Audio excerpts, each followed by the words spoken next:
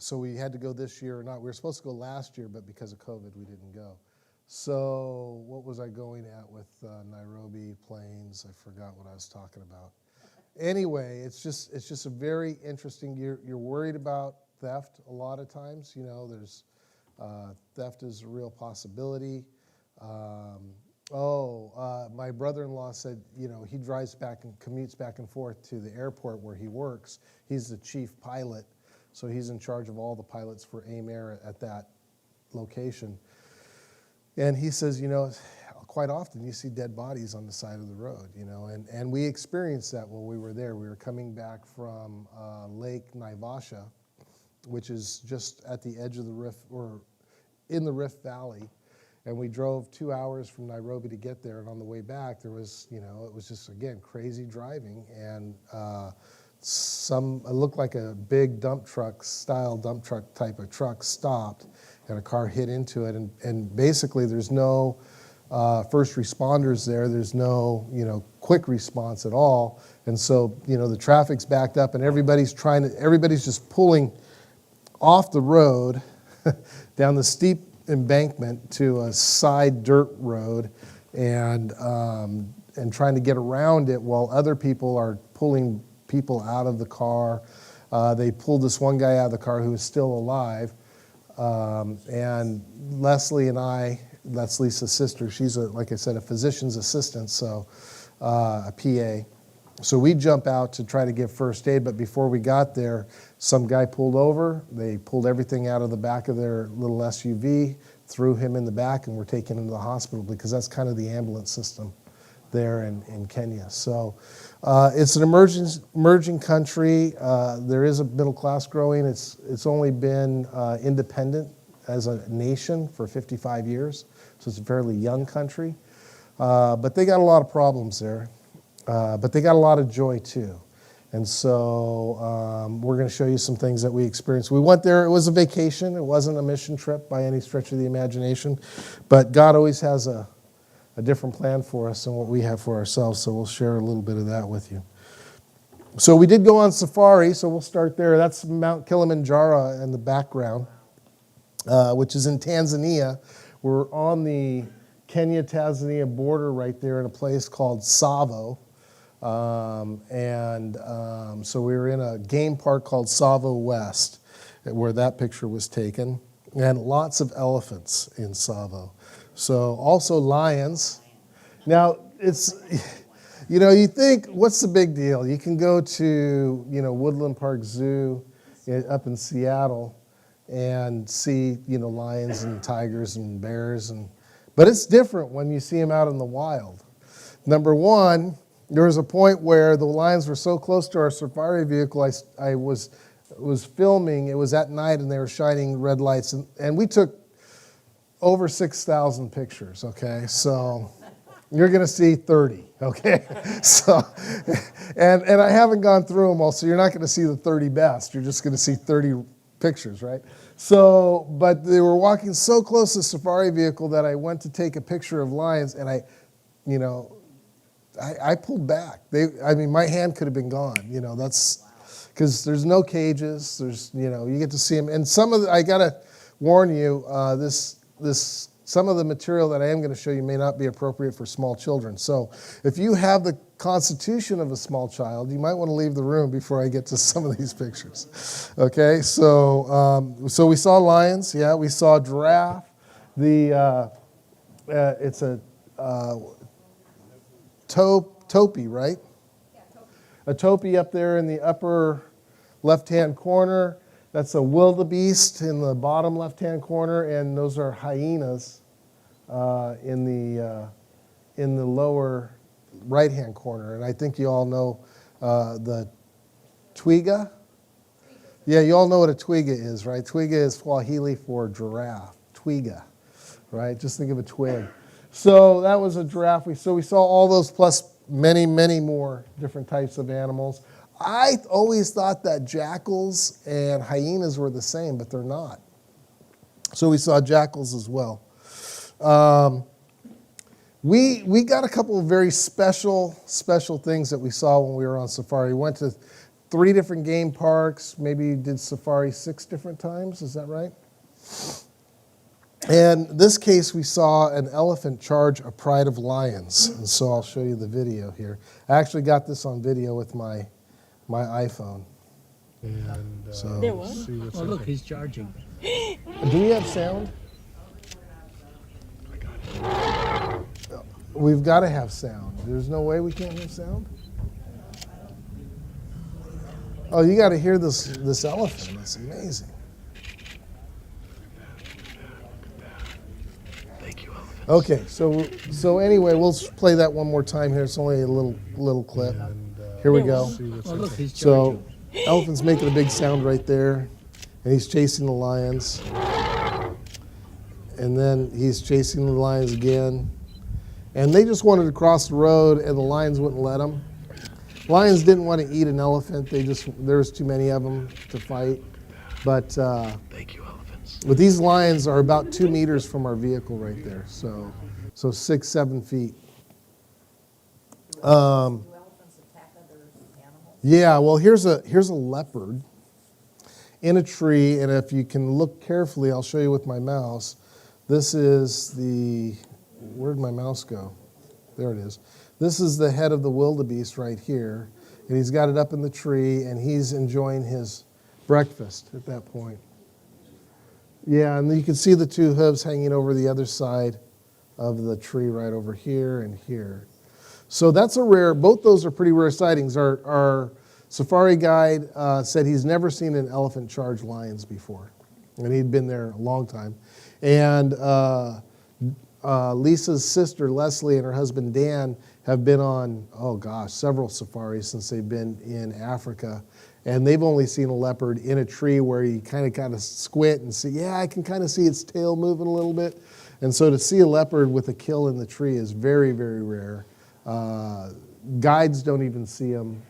As a matter of fact, our guide said, well, if we hear of a leopard through the radio, or if I think I know where there's a leopard, just hold on, because I'm going to be flying to try to see it, because they don't get to see him very often. And he heard something, and next thing you know, we're pressed back in our seats and we're hanging on for dear life, to get out there. And so we did see a leopard eating its prey in a tree. He's probably about 12 feet. Yeah. Oh yeah, they can haul over half their body weight up a tree. Yeah, and we saw the day before, we saw the same leopard and its cub. This is the cub here, by the way. It's about ready to take off on its own. So it's a late teenager. We saw the same lion and cub, and the mom had killed a little rodent thing. We really couldn't identify it, but it was the size of a small dog. And this leopard cub that you see here was carrying it around and playing with it, but it didn't eat it. And we kind of couldn't figure out, why are you not eating what your mother gave you for lunch, And we found out is when they're ready to eat, they'll drag it up in the tree and eat it in the tree to keep the other predators away. And actually underneath this tree, I have other pictures, is a hyena waiting for something to drop so that the hyena can get its food as well.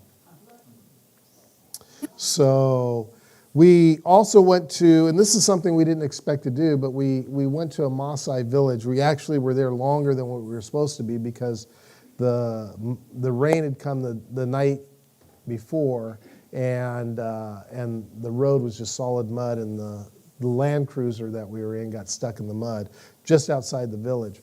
And so we went, and these ladies greeted us, their husbands, of which more than one of these women might be married to the same man, because Maasai will have multiple wives depending on how large their herd is. They're herdsmen, they herd cattle, and their main food, really they only eat really 3 or 4 things. Now they do have access to some vegetables, so they might eat corn, but the 3 primary parts of their diet are beef, milk from the cows, and blood from the cows. So they'll drink the blood as well. So these are the Maasai women, and they came out to meet us, and they sang for us. We've videoed that. So. Oh no, no sound.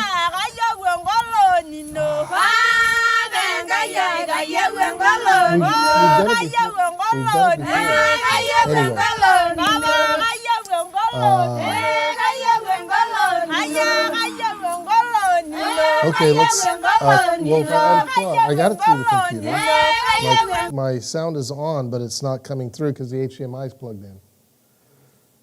And I'll hold the microphone to it.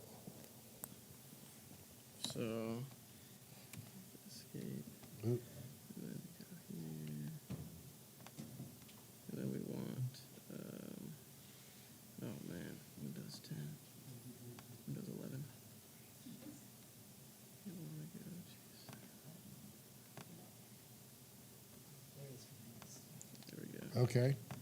And then now, if you go back in, Yep. it should play from the back. Okay, here we go. We'll hold that. I don't know where my speakers are coming from, so we'll try to figure that out on the fly here. Here we go.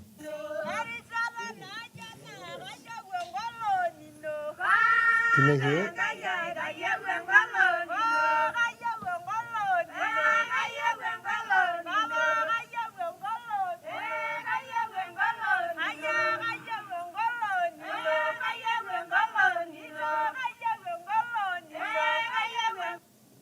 Okay, so those were the Maasai women singing to us.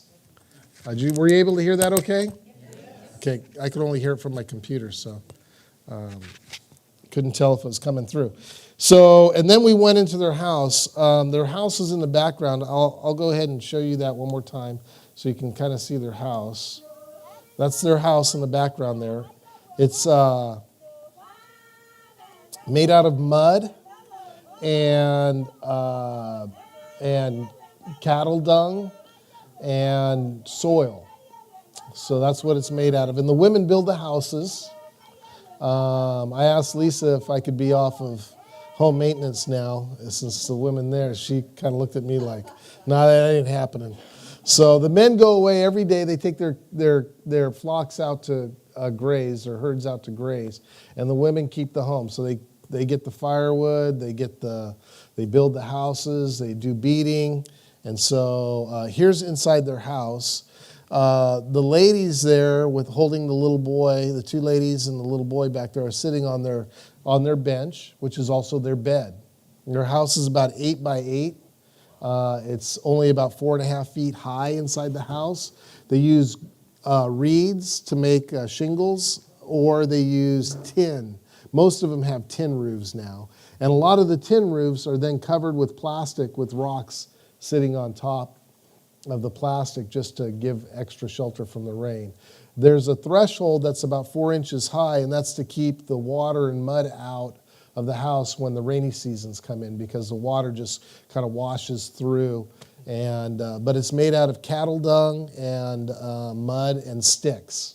Okay, and then I'm sitting on the bench across from these two ladies. That's the flash. You can see their little fire pit right here, which is, Lisa took a picture here without a flash. The light that's in there is from a solar light that one of the ladies had. You know, they happen to have a solar light. They just, when we left this house, they had it sitting in the bushes facing south, so they were just recharging it. But also there's a window, and you can see the window up here in this corner right here. It's only about 6 inches round. And so that's their only window. And the smoke goes in and out of that window. So it smelled very smoky in there while we were there. But that's how they live. So the bench that they're sitting on is also their bed at night. Okay, and so there's two beds, one that all the kids sleep on one side, and the other one the husband and wife will sleep on. So this little bed right here where these two ladies are sleeping is where the husband and wife will sleep at night. So, and each, if a Maasai warrior has more than one wife, he also has more than one house, which is called a bamba, or there's another name for it as well. But they'll have more than one house. So each wife will have her own house. And then the Maasai husband decides which house he's going to sleep in that night. So the bigger the herd, the more wives you would have. So. And then this is on we celebrated our 35th wedding anniversary while we were in Kenya as well. And so this is breakfast being prepared for us out in the bush.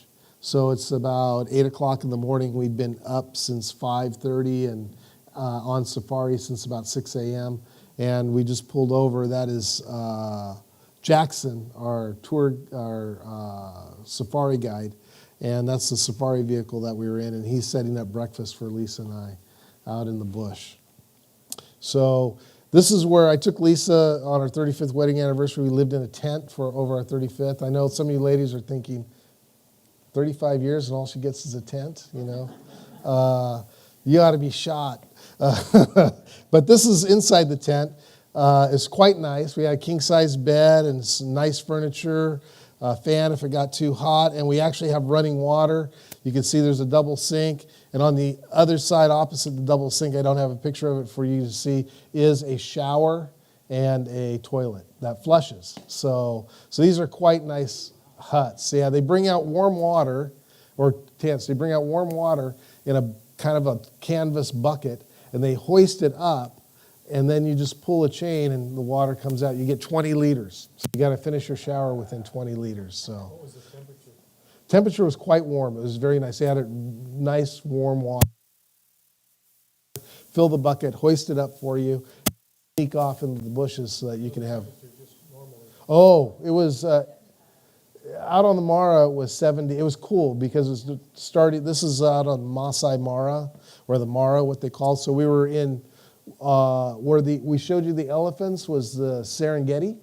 Okay, it's more scrub land. The Mara is more moist and swampy. It's on the other side of the mountains, and it was wet there. So, but the temperature in the Mara was in the 60s to 70s, but it was, you know, cold at night. In the Serengeti, it was in the 90s.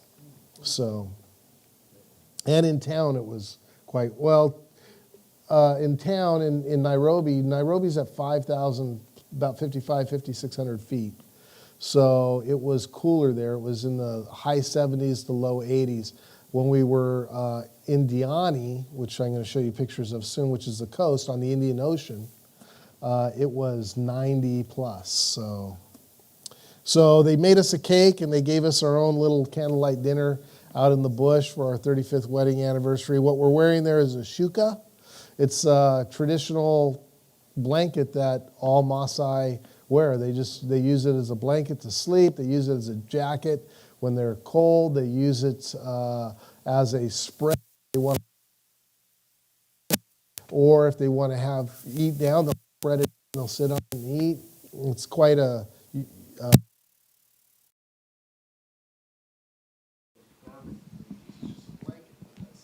very colorful, as you saw the ladies. The Maasai are very colorful. Grab your pack from you. Am I not coming through very well? Just cut out. I'll just, yeah. Yeah, If you want to keep that there, I can just grab your pack. I'm Yeah, gonna check. there we go. I'll just do this for the whole time. So anyway, that's the shuka. And so 35th wedding anniversary, they brought us, we didn't tell them, but we had some problems. We got stuck twice in our vehicle. One time a vehicle overheated. We were laid back from safari. The other time we got stuck at the Maasai Village. And I think to make up for it, they decided to give us a cake and a bottle of champagne. And then the waiter kept coming by and saying, "You got to empty the bottle." It's like, no.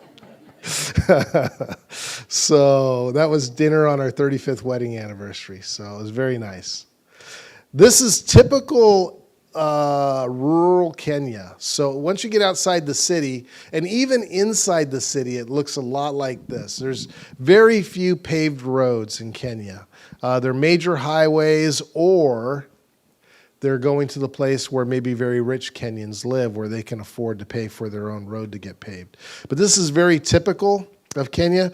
This is these little shops along here. Some of them are like shipping containers that just put an awning on it, and they bring the wares out of the shipping container, and then they'll bring them back in at night and lock them back up. Or they're little shacks.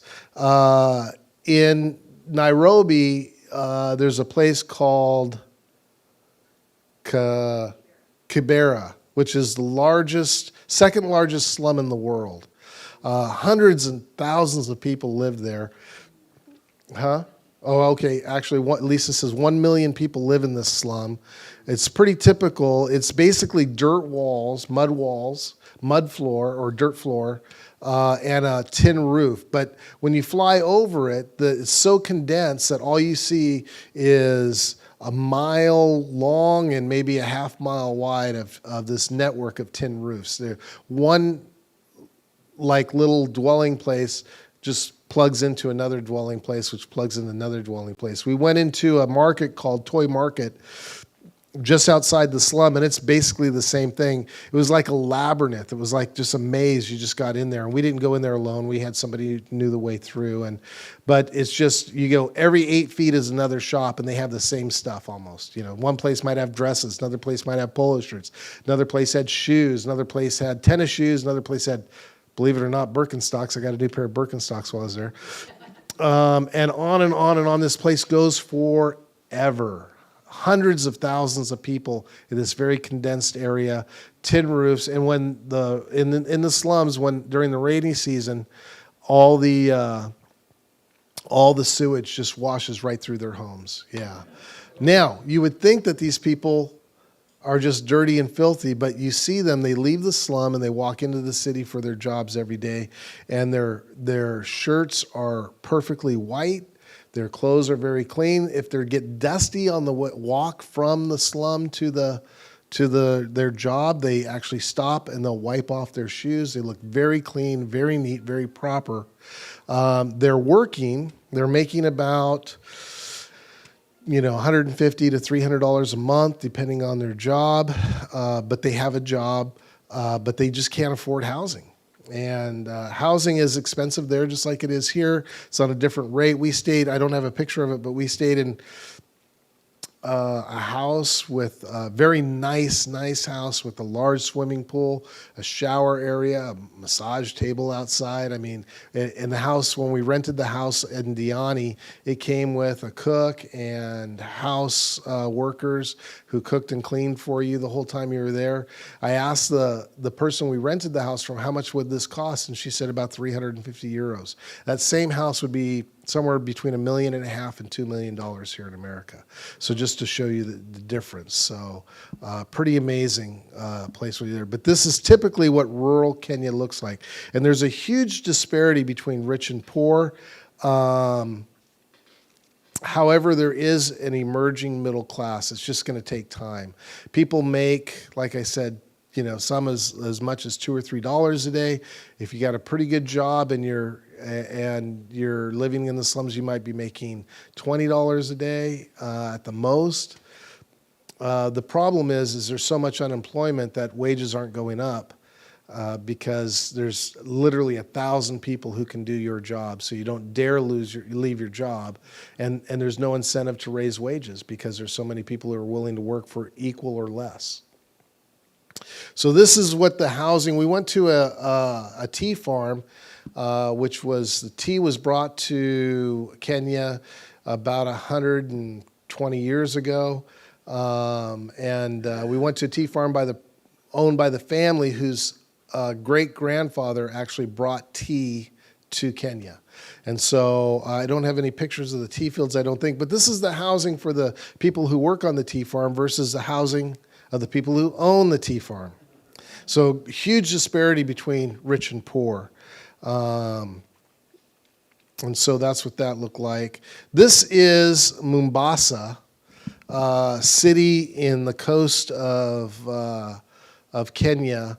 Mombasa is an Islamic city. I felt like we went into Iraq or Iran when we went into Mombasa.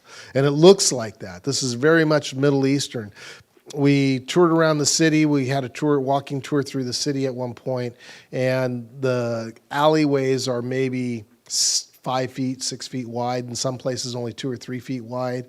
The roads, even though they are somewhat paved, are full of potholes. It's you get around by a little tuk-tuk, which is a little 3-wheel vehicle that you sit in the back.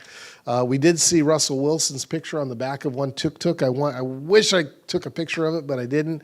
We looked for it the whole time we were there. I don't think they know who Russell Wilson is. They just happen to get the picture and put it on the back of their tuk-tuk. So anyway, we rented a little house in the heart of Mombasa, so we were fully immersed in the Islamic culture that was there. It had a rooftop patio. We looked down and we watched the city go to sleep one night, and we got up early the next morning and watched the city come alive. They roll out their carts, fire up their little propane cookers or made a little wood fire, and they start cooking breakfast for all the business people and merchants who are walking through the city, and it's just amazing to see what was going on there. So very different culture.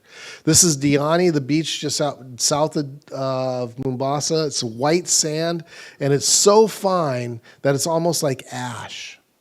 Yeah, this is on the Indian Ocean. So this is, if you just head east off of that, that's the east coast of Africa, and you just take a boat and you sail straight east, you end up in India. And so the culture there is very African, very English, UK, because the UK was a United Kingdom settlement, English settlement or province. What would we call that?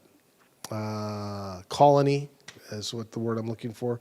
Very much a lot of Pakistani and Indian culture involved in Kenya too, because a lot of Indians had come over, and then a lot of Muslim influence as well from the what did they call the people who reigned there? Remember the Fort Jesus? They had the time of the. I'll get it and I'll tell you. But there was a time where the Muslims had come in and taken over that area of Kenya, and they call it the time of the. Huh? It was part of the Ottoman Empire, but they had a different name for it. It was a time of the. I'm losing it. I'll find it. I'll figure it out. Yeah. Yeah, that's right. Too bad that as you start to, lose those memories, only the bad memories would go away and the good ones would stay, right?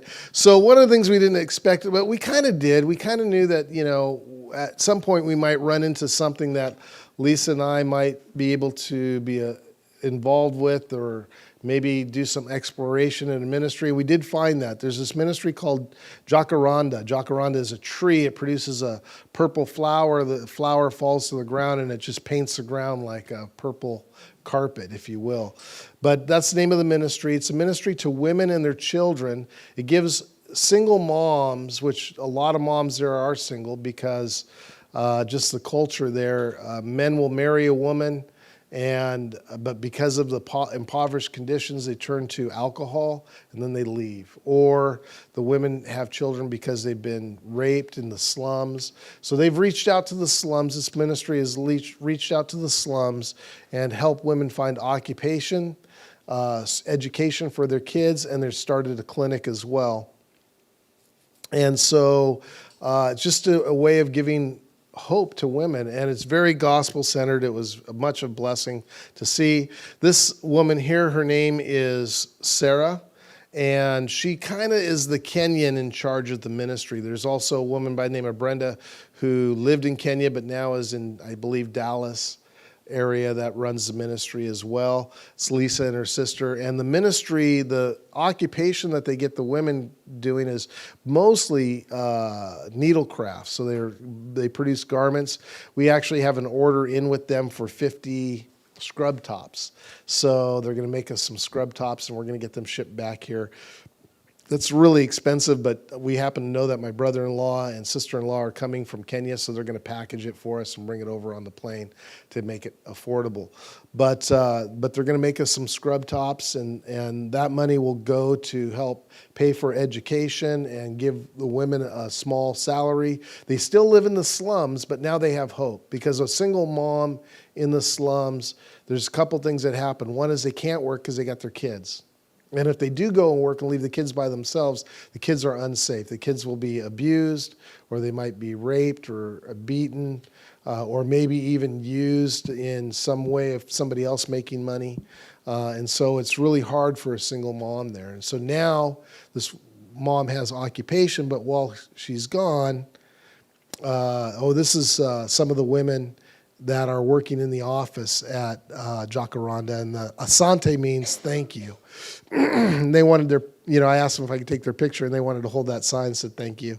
And so that's their office there in Nairobi. This is one of their workshops. They got a few different places where they work. They got a bunch of sewing machines. It's interesting because we think, we've got 2 or 3 sewing machines just in storage. Maybe we can donate these to Jockaronda and they can hire more ladies. No, because number one is the sewing machines aren't set up to work in Kenya. Number two, if they do, you get a converter and plug it into the wall and it'll work. But what happens when that sewing machine breaks down? They can't get parts for it. They can't service it. So it really becomes a boat anchor for them rather than a blessing. And so, but that's one of their sewing shops in Kenya. We would call it a sweatshop if we were here in America, but they look at it as occupation, and they are so joyful to have that occupation. The next slide is the Jockaronda School, where their kids are being educated.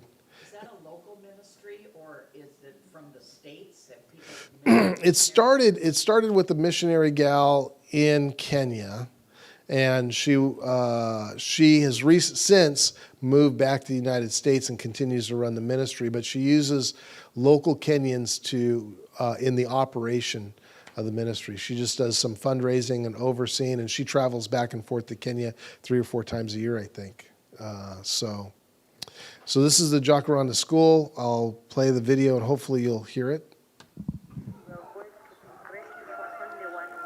Jockaronda School. This is their property. There's Sarah. And that is Sarah. And then by January, then they'll be Principal's name was Charity. That's a classroom right there.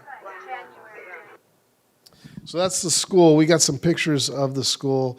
This is grade 3. You can see up here their sign, which is just taped onto the top. It's a dirt floor, a little mud hut. Actually, it's not a mud hut. It's just dirt floor, but it's got a foundation around it, and it's got walls. But you can see there's Lisa going into it. This is inside the school. These children are very happy. Lisa's sister said, I shouldn't have asked this question, but I did. Are you guys excited about taking a break? Because their summer break is coming up in just, actually, it's already started. It's started today, I believe. And their answer is no. Because the school to them is community, which is very important to Kenyans. It's safety. And education is highly, highly sought after in Kenya. If you don't have an education, you can't. Now, part of our intrigue with Kenya and our connection with Kenya is Dan and Leslie, Lisa's sister and brother-in-law. Our daughter went to Kenya to do a sport camp 3 years ago in a little town called Eldoret, and so she did a sporting camp there, and she also stayed with Dan and Leslie. But also, there's a lot of Kenyans in our community here in Washington, in Olympia, actually. And what they do is they leave Kenya, they get education, and they get a job, they save their money, and they get a green card, and they come over to the States. Usually it's women. There are men Kenyans as well, but you see a lot of Kenyan women. And they come over and get involved in the service industry. Hotel maids, caregivers, a lot of caregivers from Kenya. And we've employed a few of them, and we've asked them, and it's never made sense to us. They would talk about their children. Oh, can we meet your children? Well, they're in Kenya. So in their mind, coming to America, getting a job in the United States, making, somewhere between, $12 to $20 an hour, depending on what occupation they get involved in. They live with other Kenyans in an apartment somewhere, maybe 4 or 5 people, Kenyans in an apartment. They share the expense, and they send their money back home to keep their kids in school. And, the hard part about it is sometimes whoever they've entrusted their kids to, whether it be a aunt or a brother or sister, sometimes those kids are in school and they're doing very well and it's working the way it's supposed to. But sometimes, the uncle or whoever is just taking the money and the kids are still living in the slums, and it's just hard for them to know. So it's very much a risk, but you see a lot of Kenyans. When we were there and they found out we were Americans who owned a business, they were, oh, can I come work for you?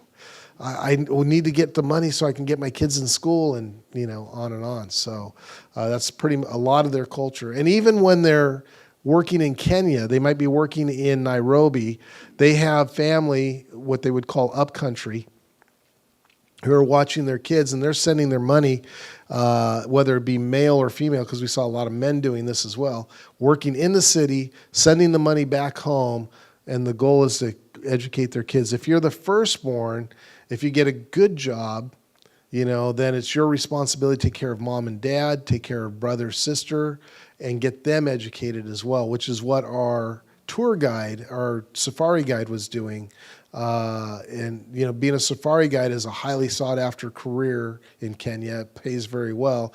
He has a house where he has his wife, his mom, his dad, his brothers and sisters, and he's putting them all through school. So very much what's going on. Here is the first grade class singing to us, and it's just a shortened video because of time.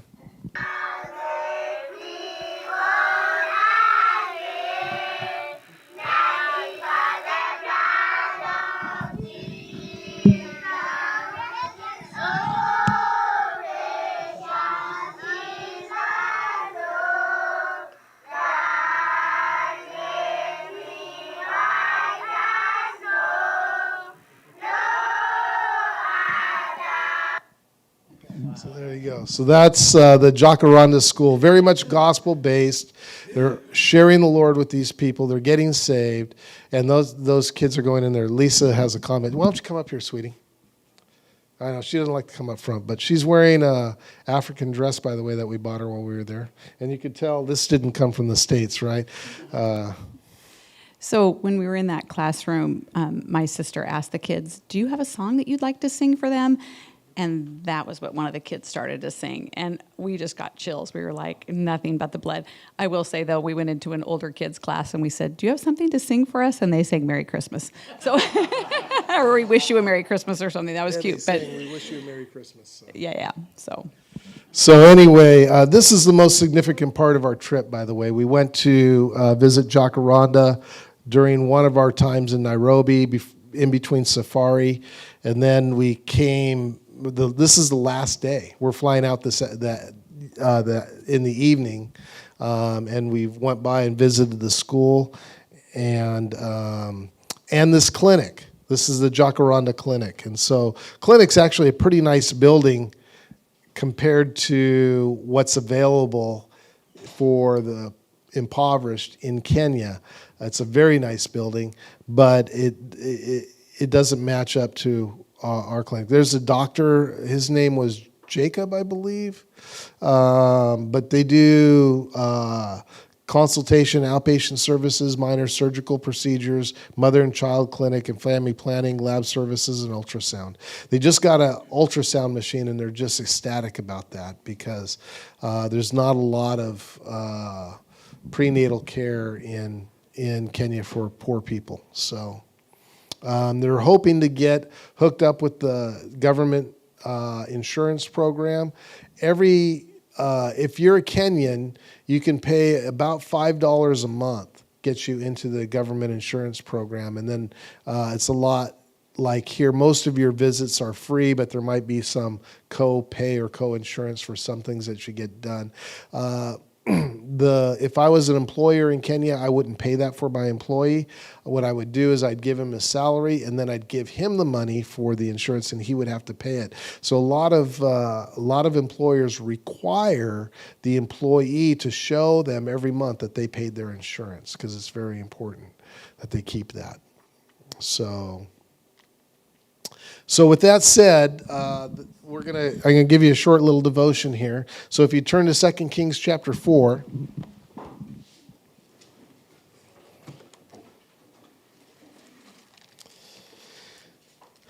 2 Kings chapter 4.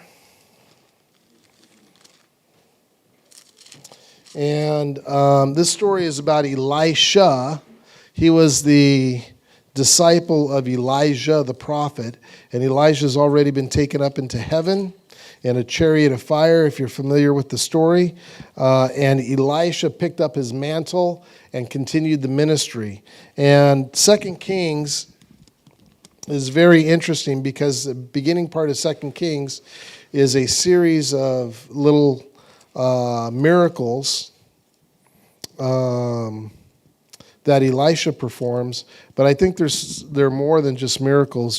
They're actually messages from us or for us today. They have a hidden meaning, I believe. And it starts in actually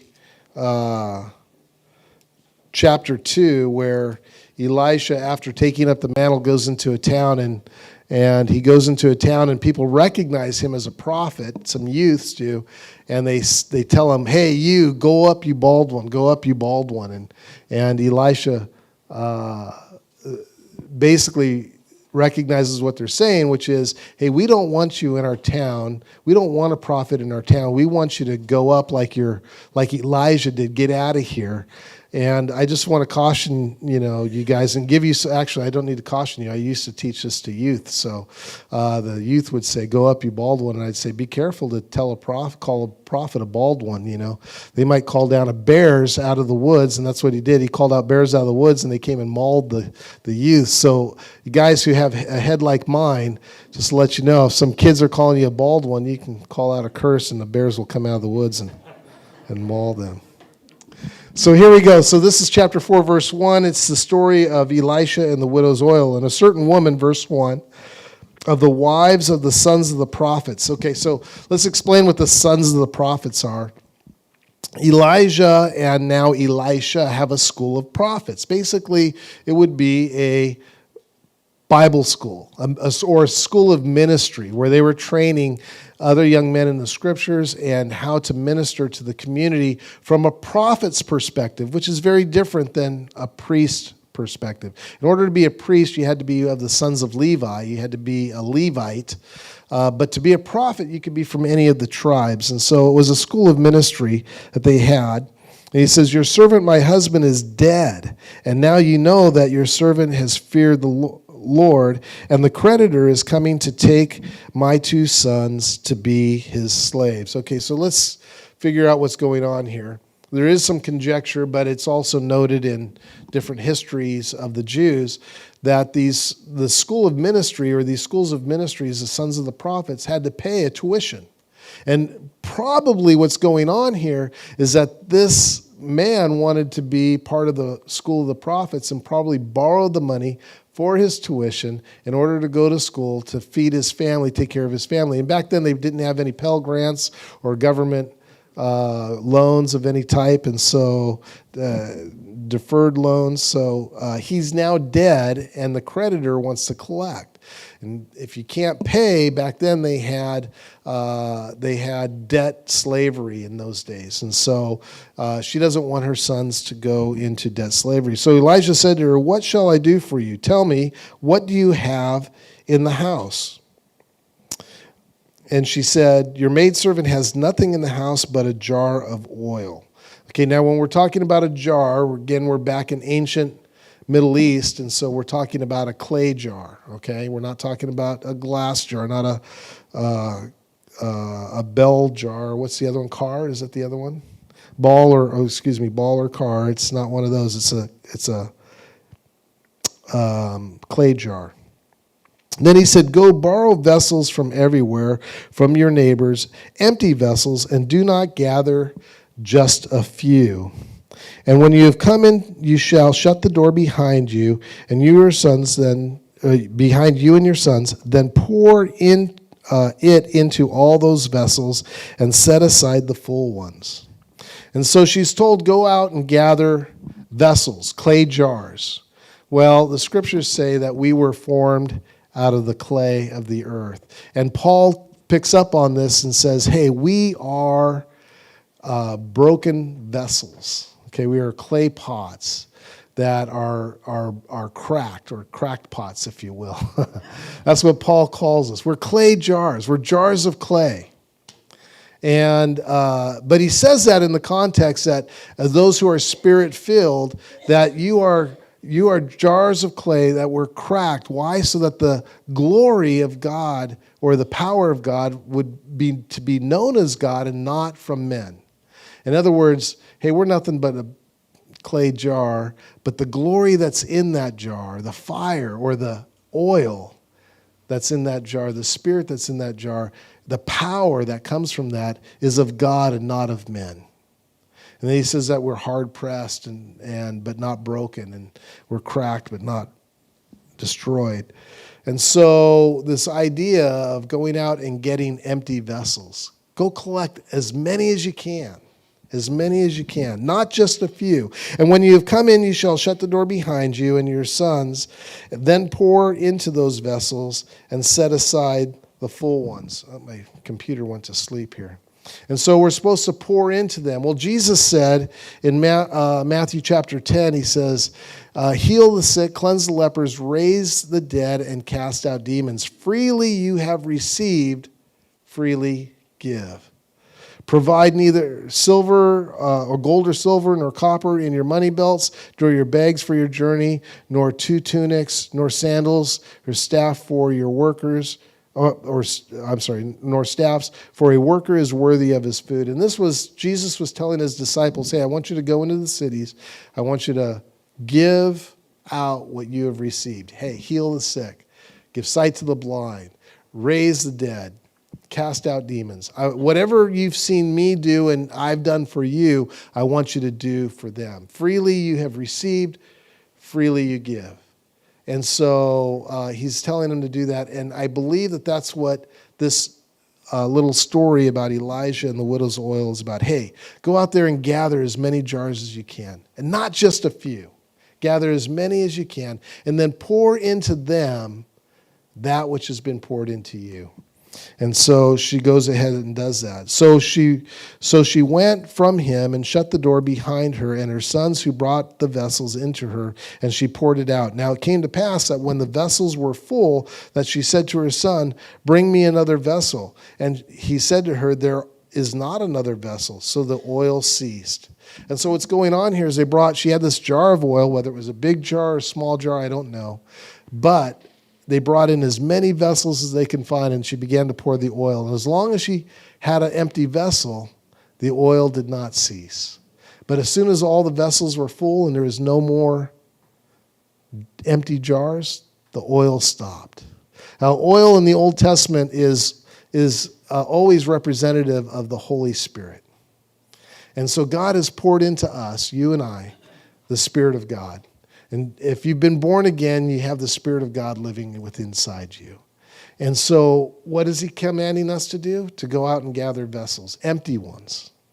Empty ones. And so my challenge to you, and what I see going on in Jockaronda, the ministry there, what are they doing? They're going into the slums, and they're finding empty vessels. Sarah's testimony, the gal who is kind of running Jockaronda there in Kenya, her testimony was that she got married, she had a child, her husband ran off, she went into the city to try to get work, she ended up in the slums, she couldn't get work, and she was getting hungrier and hungrier as the days went by.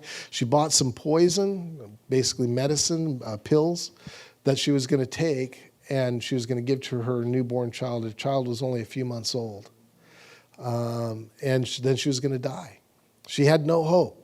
She ran into a missionary there who then gave her some food and started working with her, and she decided she accepted Jesus and threw the pills away, and she ended up working and getting a job and taking care of this.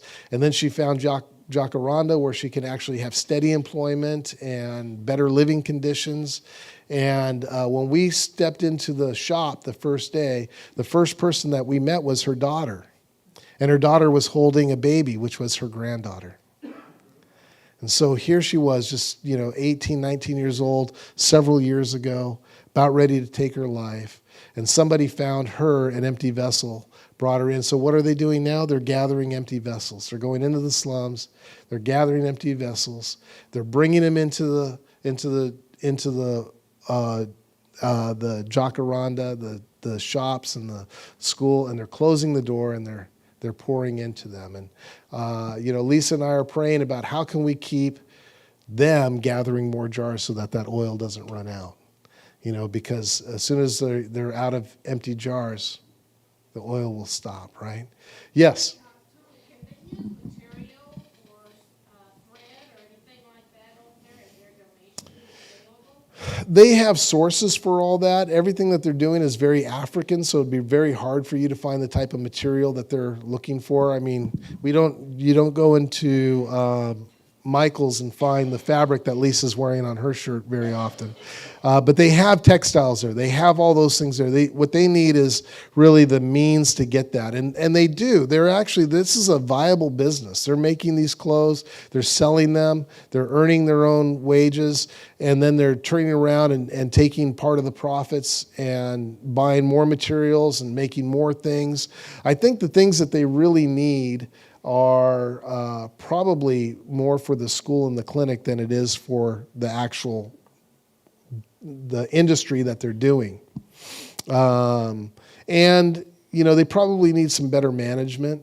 And from time to time, they'll need new facilities, expansion. Those are the type of things that they're going to need more of. So, but they don't want to beg. That's the thing is you go there, everybody's begging. You'll see kids the traffic's so thick that you'll see people just walking up and down in between the lines of cars, dodging motorcycles. They're the worst. And they're selling things. They're selling whatever they have. Some kids are walking with just a rag, and they're wiping the dust off your window, hoping that you'll give them a few Kenyan shillings. And one Kenyan shilling is less than a penny.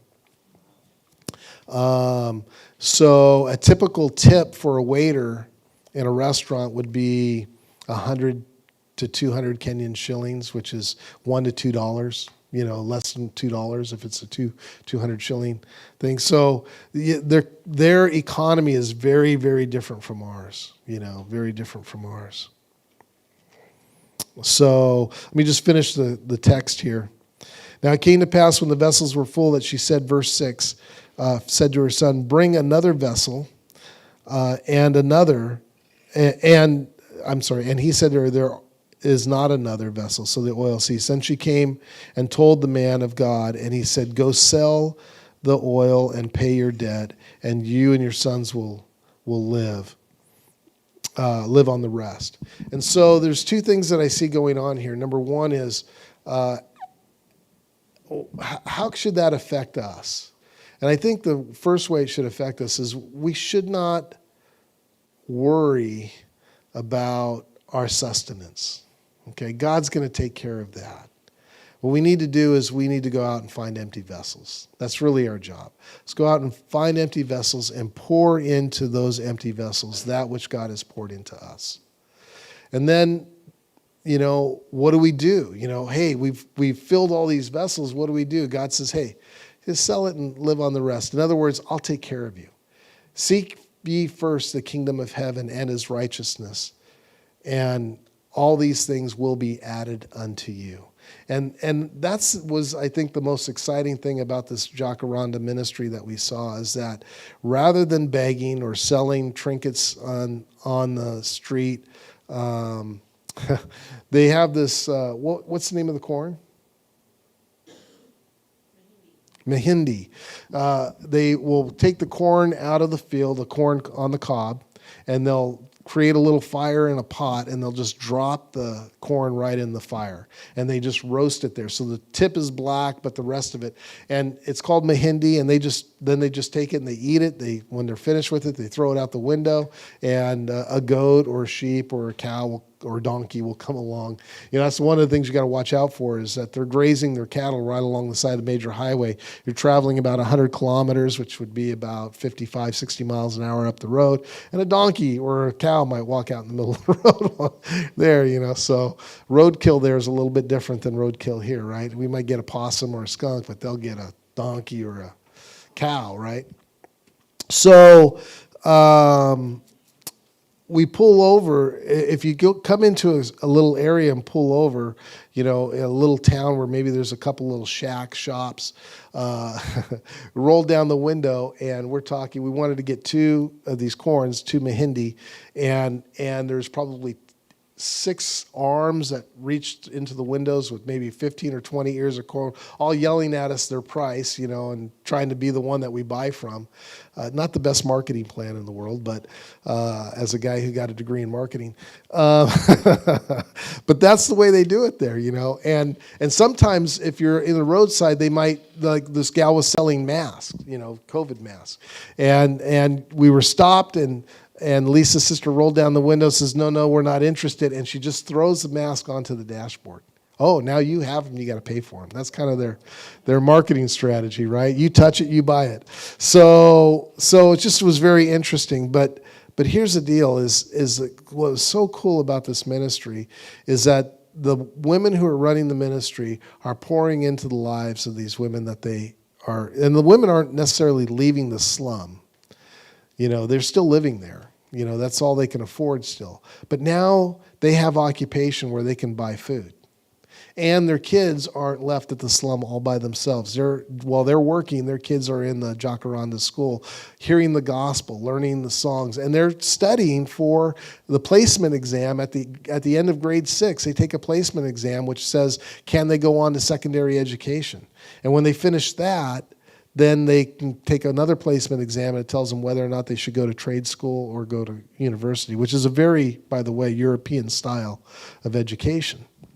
And so they're progressing. These schools are, you saw the pictures. These kids are crammed into, a 10 by 10 room. They got, 15, 16, 17 kids or 20 kids in this little tiny room. And, it's not Sunday school. These kids are studying hard, and they're working their way up. They're learning English, and they're wanting to grow out of that poverty that they're in.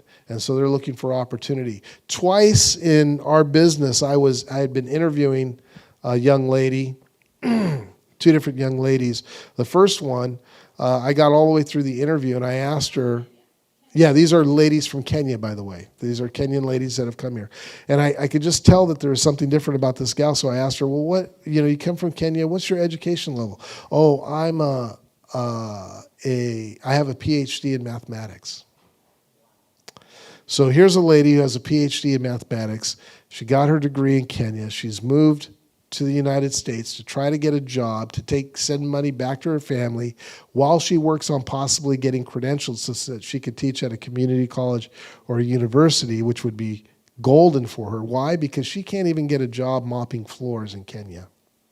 That's how bad the unemployment is. She has a PhD in mathematics, and she's interviewing for at the time, it was a $15 an hour job that Lisa and I had offered. So another time, I'm partway through an interview, and I realized there's something different about this Kenyan lady as well. So I asked her, I just set I got a stock set of questions that I'm reading off, and I'm filling in the blanks. I set it aside, and I said, tell me about yourself. I perceive that you're well educated. What's your story? And she goes, oh, I'm a clinical, I want to say psychologist, but it's not. It's the other one. She's a psychiatrist. She's a clinical psychiatrist, but she can't find work in Kenya. So here she is in the United States interviewing for a $15 an hour job. So their economy is very different. But now these ladies in Jockaronda, they have a job. They're making, trivets. They're making skirts. They're making aprons. They're making table runners and tablecloths and napkins and all kinds of stuff. They're doing their beadwork and selling that. And they're providing a marketplace, and so they're getting paid. But the cool thing about it is now their kids are getting an education at the same time.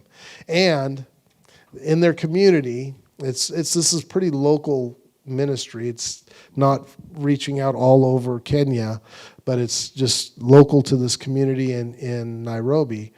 They have a clinic now where they can go and get medical treatment as well. And so, they were very gracious to us, allowed us to tour and take pictures and see them. And we were able to be a little bit of a blessing to them while we were there. But we're praying about, Lord, how can we, help them in what way? What way would you have us help? But we have the same task to do here, right? We should be out gathering empty vessels and bringing them into the house of God, the church, and shutting the door and filling them with that which we've received, which is this Holy Spirit of God. And so my challenge to you is, hey, go out and gather some empty vessels. Bring them to Marathon. Bring them to Wednesday night service. Bring them to Sunday morning service.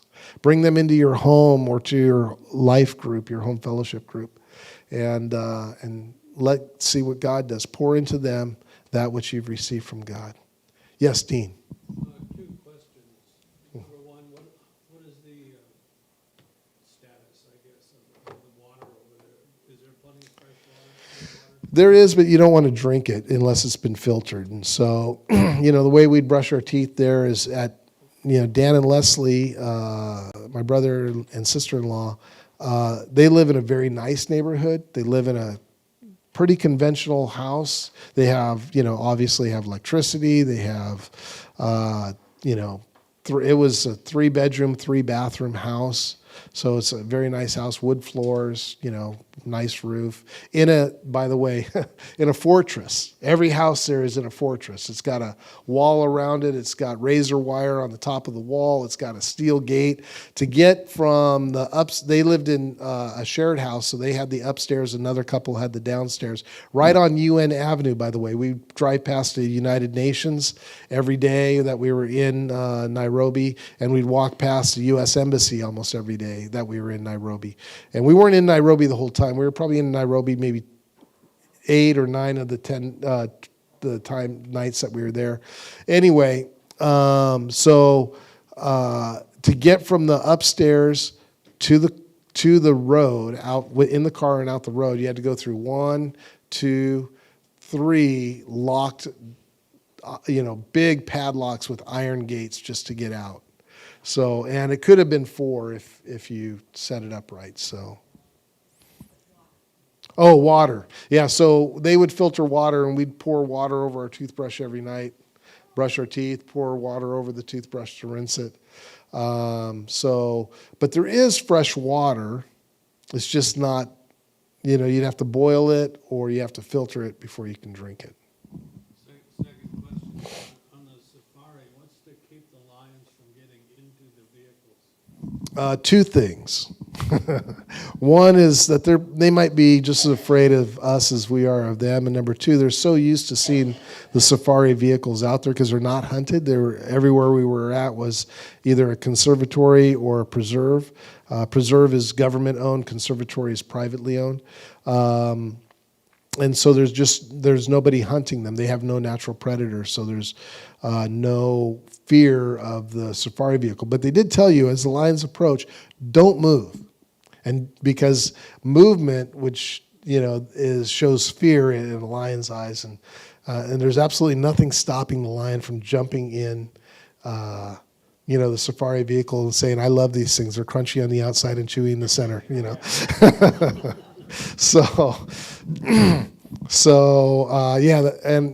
there's only one time where I got scared, which is, I reached out to film the lions, and I realized there's a lion like, 10 inches below my hand. I just pulled my hand in real quick. And, you want to reach out and pet them, And I asked the safari guide, he says, oh, yeah, you can do that. He says, if you like your hand, or if you don't like your hand, So, the reality of it is one little quick thing, and a lion can take off your hand just like that. So these cats were big. I mean, they stood about this high off the ground. They were huge. Yeah. Yeah.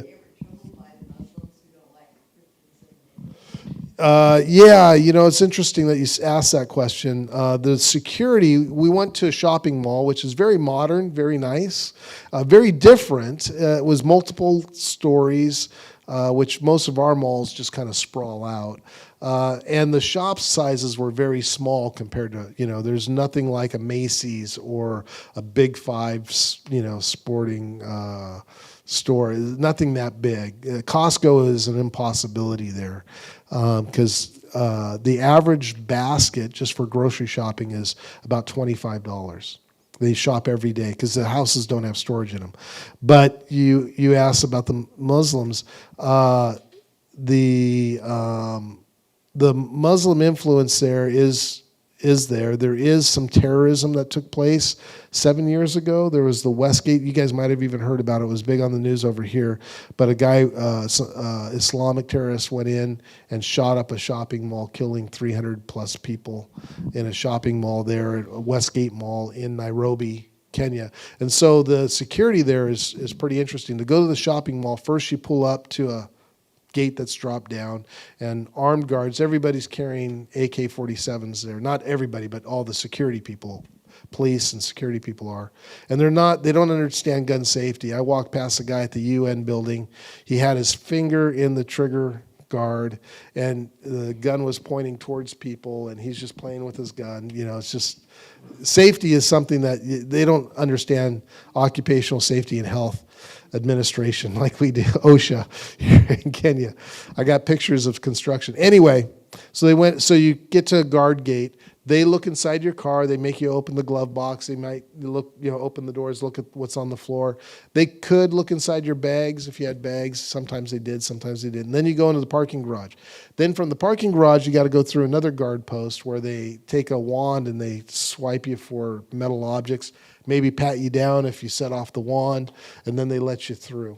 So, and security is either, every place looks like they have the same security, but they always don't. Some of the security is kind of poor. It's a low-paying job, so it all depends on the quality of what's going on. I guess at certain, like the Westgate Mall, their security there is very serious because they had a terrorist mass shooting there.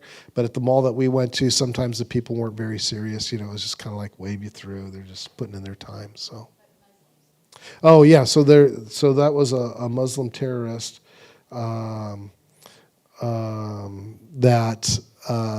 so there is terrorism there. The Muslims in Mombasa, they seem to get along pretty good with the Christians. There wasn't really a problem there, but it's probably more from outside terrorism, influence from places like Iran, Iraq, whatnot. Just like what we would have here. But it's much more of a threat because it's so much closer, and there is Islamic community to network with. Any other questions? Yes. We stayed in Nairobi. Yeah, we stayed in Nairobi, which was about a 4-hour train ride, 5-hour train ride from Nairobi to Mombasa. And then that's the coast, the east coast of Africa, the Indian Ocean. And then, we went to different places like Maasai Mara, Tsavo, Amboseli. Those were the game parks that we went to. And then we went to Lake Naivasha, which is in the Rift Valley. And there we actually were walking around outside the hotel that we were staying at, 15 feet away from giraffes. Yeah, just being able to walk around with the giraffes, yes. Any like weird food that you tried? Or? The Indian influence there is pretty high. We had shawarma, which is an Indian dish, the first day we were in Mombasa, and I think that's where Lisa got sick. So, but they have ungali, which is like is that made out of corn? Yeah, it's a maize loaf, I guess, for lack of a better term. It's white, and they make it, and you can eat that. They do a lot of stewed or beef, but a lot of the food that we ate was, I would say, a mix between Kenyan and Western cuisine. So they kind of take a little bit from our cuisine and they put a Kenyan flair on it. So the food was very good. I was expecting to lose weight. As you can tell, I didn't. There's like a peanut stew. I forget what it's called. Yeah, I didn't see that. No, I was just wondering if there's like some weird foods that you saw people eat. Probably the weirdest thing that we...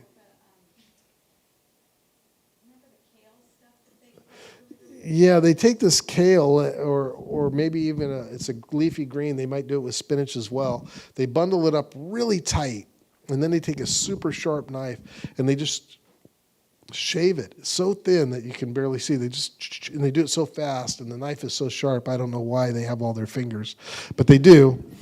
And then they boil it, and it reminded me, and it tasted a lot. So I really liked it because I liked canned spinach when I was a kid. How many of you remember canned spinach? Nobody eats canned spinach nowadays, right? But you just open up the can, Popeye, and you throw it in the pot and you warm it up. I love that stuff, and Lisa thinks that's how gross that is. So, and I don't like fresh spinach. I like cooked spinach, but that's the way it is. It's like that cooked in water and kind of boiled. So it was very good. I'm trying to think of what else that they ate. We did eat at what was that restaurant? Ethiopian restaurant where they had a bunch of different types of, what do you call the stuff you dip the carrots in and eat? No, we buy it at the grocery store. The kids like it. Hummus. Yeah, it was like a lot of different types of hummus, or it was that consistency. And then they serve it on this bread that's kind of a fermented bread. It tasted very sour to me. I didn't like the bread, but I liked the beef and some of the other foods that they had. That's how you eat. You tear off a piece of this fermented bread that's rolled up, looks like a dishcloth when they bring it out, and you just kind of you eat it. And yeah. So those are the weirdest things I think that we. Oh, and the juices, yeah, they come out. As a matter of fact, you go to the. Their number one industry is tourism, and it's way down. Kenya's really hurting because of COVID, but it's way down. But you go to a hotel, and we would, a hotel might cost you, per person $100 a night per person. It's all inclusive, so that's going to take you for one night. You'll get 3 meals. You show up, you get out. They're greeting you there with fresh juice, like a mango juice or a tropical juice or a orange juice or papaya juice, and it's just fresh squeezed, and you've just driven 100 miles on a potholed dirt road to get there, and it really is very refreshing. And then they bring you out a warm or cool towel depending on how hot it is outside, and they give you that as well, and so you can just wipe the dust off your face and hands and drink the juice. It was very nice, very nice. Their hospitality services there. When we were at the Maasai Village, this is the culture. It's not necessarily what they're trained, but this is the culture. So we pull up to the Maasai Village. They're stuck in the mud. All the men are gone because they're with the herds, and the women come out and start digging in the mud. They kick off their shoes and the mud is 3-4 inches deep.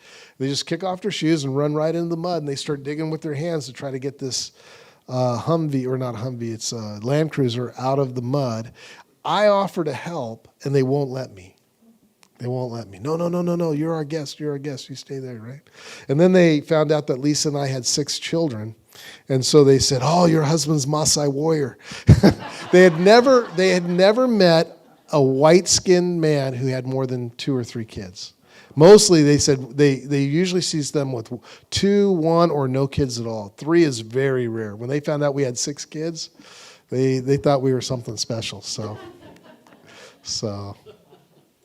anyway, any other questions? All right. Well, I hope you don't mind me taking our first time back at Marathon as a little show and tell.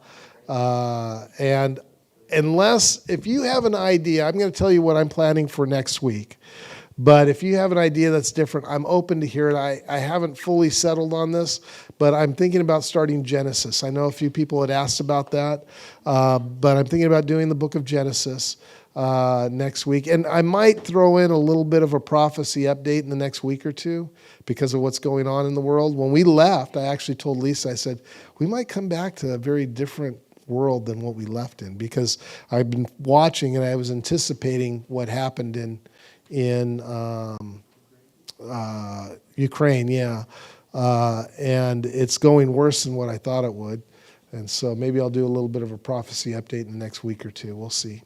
So let's just thank the Lord. Father, I thank you for just what we saw in Kenya. And our most exciting part was the Jockaronda ministry and especially the school, to see those children singing the songs that they were singing and singing about you, and just having huge smiles on their face, and so grateful to be in school where they get fed, where they get protection, and where they get education, Lord. And I pray that you would show Lisa and I, maybe others as well, how we might be able to be involved in that ministry. And I pray, Lord, that you would bless people here at Marathon, bless Calvary Chapel, be with John and Tom and Travis and the other staff, Lord, Arthur and Darren and Pat, and just bless this ministry here at Calvary Chapel. Lord, I pray that you would help us to find empty vessels and to bring them in, shut the door, and fill them with that which you've given us, which is the joy of your Holy Spirit and salvation. I pray that you would show us how to do these things. In Jesus' name, amen.